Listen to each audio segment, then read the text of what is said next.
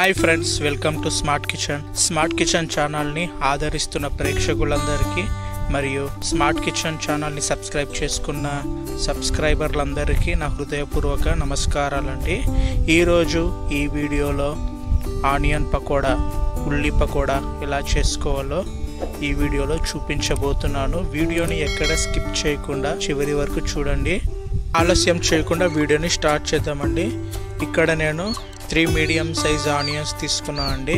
Onions అనేవి మనకు ఈ విధంగా మనము స్లైసెస్గా కట్ చేసుకోవాలండి.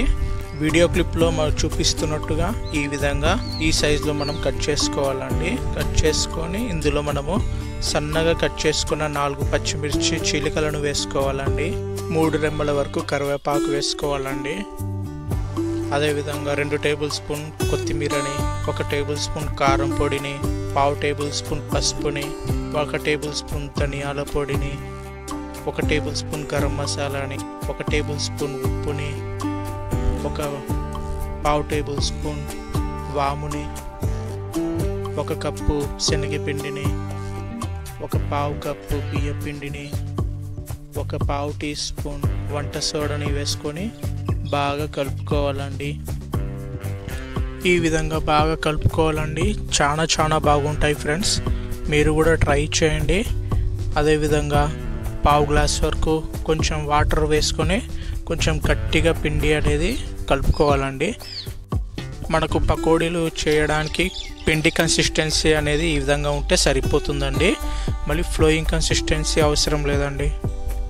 ఇలా కలిపిన పిండిని 10 నిమిషాల పాటు పక్కన పెట్టేద్దామండి.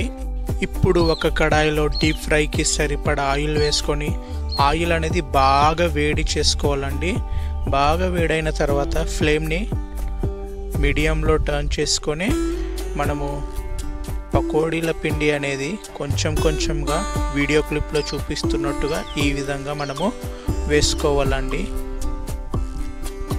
ఈ విధంగా ఇందులో సరిపోయేంత వేసుకొని మనము 1 నిమిషం పాటు బాగా ఫ్రై చేసుకోవాలండి. మధ్యలో మనము కలిపితే అవి పచ్చిగా ఉంటాయి కాబట్టి బ్రేక్ అయిపోతాయి.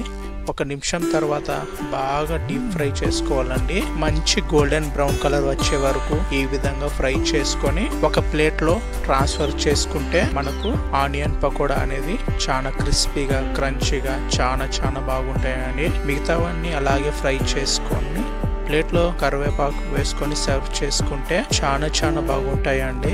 పైన క్రిస్పీగా, లోపల చాలా బాగా ఉడికి చాలా బాగా ఆనియన్ పకోడా అనేవి వచ్చాయి ఫ్రెండ్స్. అదేవిధంగా పైన ఆనియన్ వేసుకొని మనము ఈవినింగ్ స్నాక్స్గా తీసుకుంటే చాలా బాగుంటుంది ఫ్రెండ్స్. మీరు కూడా ఈ రెసిపీని తప్పకుండా ట్రై చేయండి. ఇంట్లో ప్రతి ఒక్కరూ చాలా ఇష్టంగా తింటారు.